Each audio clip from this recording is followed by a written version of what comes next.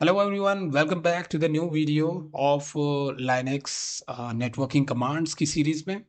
हमारे पास आज हम दो कमांडों को कवर करेंगे। पहली कमांड होगी हमारी find route packets take to the destination and transfer और टेस्ट वेब रिक्वेस्ट एचटीटीपी और एफटीपी, राइट।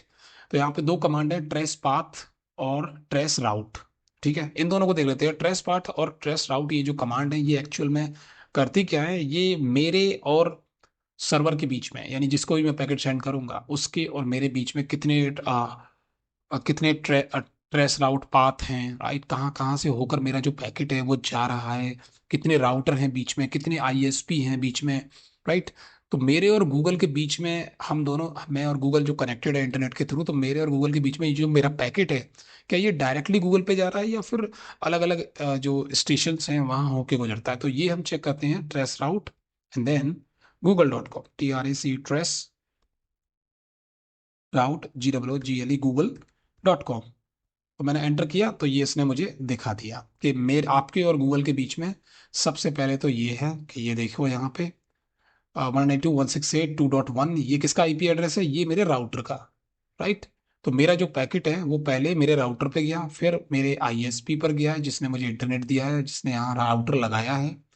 उसके बाद ये फिर इस पब्लिक नेटवर्क के आईपी एड्रेस पे चला गया है। फिर बीच में यहाँ पे बहुत सारे नेटवर्क को, ये प्राइवेट हैं, जो उनके आईपी एड्रेस दिखाई नहीं दे रहे हैं। उसके बाद फिर ये दोबारा दिखा रहा है यहाँ पे एक आईपी एड्रेस, फिर ये एक और आईपी एड्रेस है, एंड देन लास्ट में ये गूगल का आईपी एड्रेस के वहां पे जाके ये पहुंच रहा है। तो मेरे और गूगल के बीच में ज्यादा डिफरेंस नहीं है, बहुत कम जो स्टेशंस हैं वो बहुत कम स्टेशंस हैं, आसानी से पहुंच रहा है।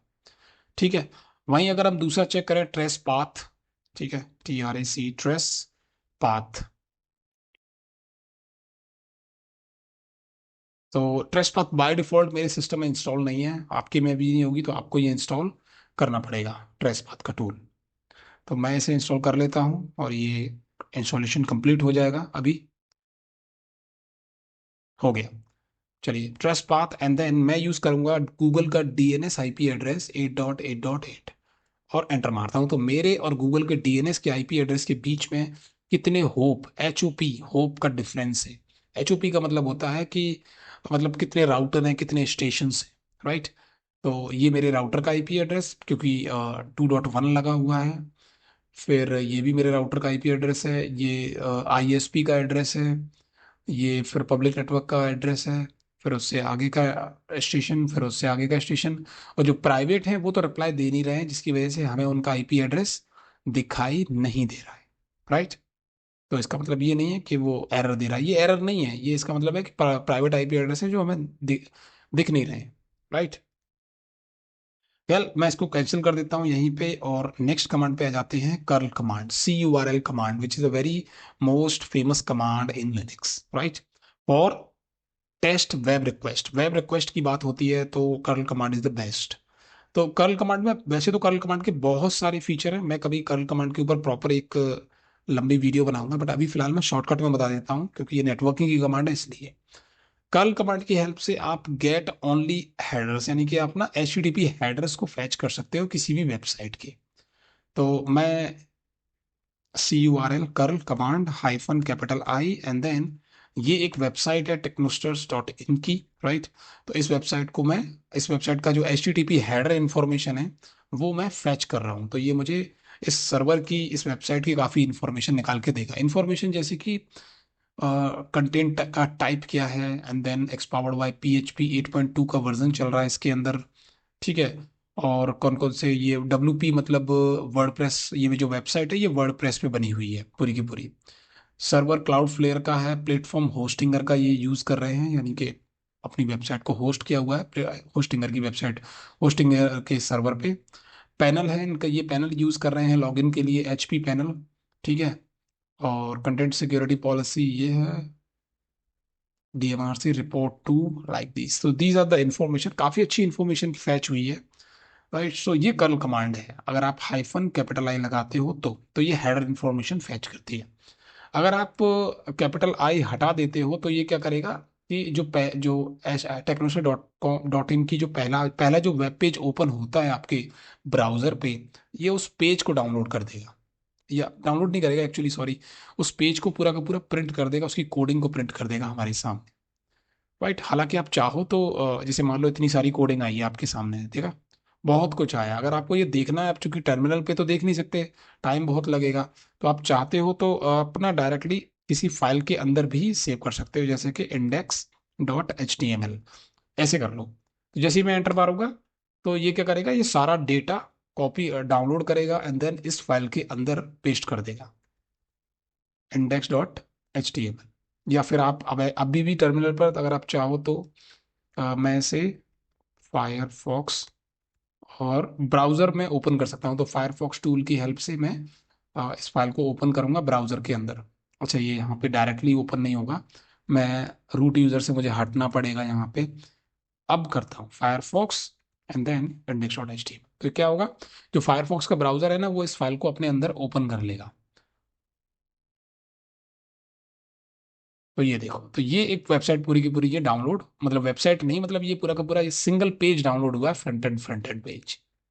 और आपकी आपको इसकी कोडिंग देखनी है तो आप VS कोड या किसी का भी यूज करके इसकी कोडिंग फ्रंट एंड की देख सकते हो। तो ये तो था आपका curl command, fetch web page को इसने फैच किया था। अब आता है कि कर्ल कमांड की हेल्प से आप अपना पब्लिक आईपी एड्रेस भी देख सकते हो। ठीक है, तो आप बताती पब्लिक आईपी एड्रेस मतलब CURL कर्ल https://ifconfig ये एक वेबसाइट है। इस वेबसाइट पर अगर आप जाओगे तब भी ये आपको पब्लिक आईपी एड्रेस दिखा देगा आपका, या फिर आप कर्ल कमांड की हेल्प से भी टर्मिनल पे डायरेक्टली देख सकते हो अपना आईपी एड्रेस। तो ये मेरा पब्लिक आईपी एड्रेस है। ठीक है, हर किसी का, हर डिवाइस का पब्लिक आईपी एड्रेस भी होता है, प्राइवेट आईपी एड्रेस भी होता है। तो मेरा जो प्राइवेट आईपी एड्रेस है, कौन सा प्राइवेट आईपी एड्रेस, जो राउटर से मैं कनेक्टेड हूँ, जो राउटर ने मुझे इंटरनेट दिया हुआ है, तो मेरा प्राइवेट आईपी एड्रेस है ये।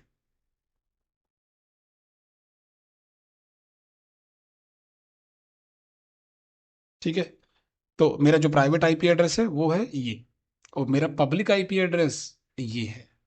तो दोनों में डिफरेंस क्या होता है, दोनों में डिफरेंस ये है कि जब भी मैं कोई रिक्वेस्ट सेंड करता हूँ अपने सिस्टम से, तो वो रिक्वेस्ट राउटर पे जाती है, तो रिक्वेस्ट के अंदर जो आईपी एड्रेस जा रहा है वो ये वाला आईपी एड्रेस जा रहा है पैकेट के अंदर। उसके बाद राउटर के बाद इंटरनेट के अंदर जब मेरा पैकेट जाएगा, तो फिर राउटर क्या करेगा कि ये वाला आईपी एड्रेस हटा देगा उसमें से और ये वाला आईपी एड्रेस डाल देगा। राइट, अब बात करते हैं कि ये आईपी एड्रेस किसने दिया है, ये आईएसपी ने मुझे दिया हुआ आईपी एड्रेस। मतलब ये कि मैं कुछ भी करूंगा इंटरनेट पर, किसी भी ब्राउजर में जाके कोई भी वीडियो देखूं या कुछ और करूं, तो आईएसपी, इंटरनेट सर्विस प्रोवाइडर, उसको सब पता है कि मैं क्या क्या कर रहा हूं। तो ये पब्लिक आईपी एड्रेस होता है, जिसकी वजह से हैकर्स को पकड़ना आसान होता है, या फिर किसी की भी एम्प्लॉय की एक्टिविटी, वट एवर, इन सब इसी आईपी एड्रेस की हेल्प से सब कैप्चर हो पाता है। नेक्स्ट है आपकी download any file. Curl command की हेल्प से आप किसी भी फाइल को भी डाउनलोड कर सकते हैं। तो CURL curl command and then https://technosters। ठीक है, तो ये हो गया एंड देन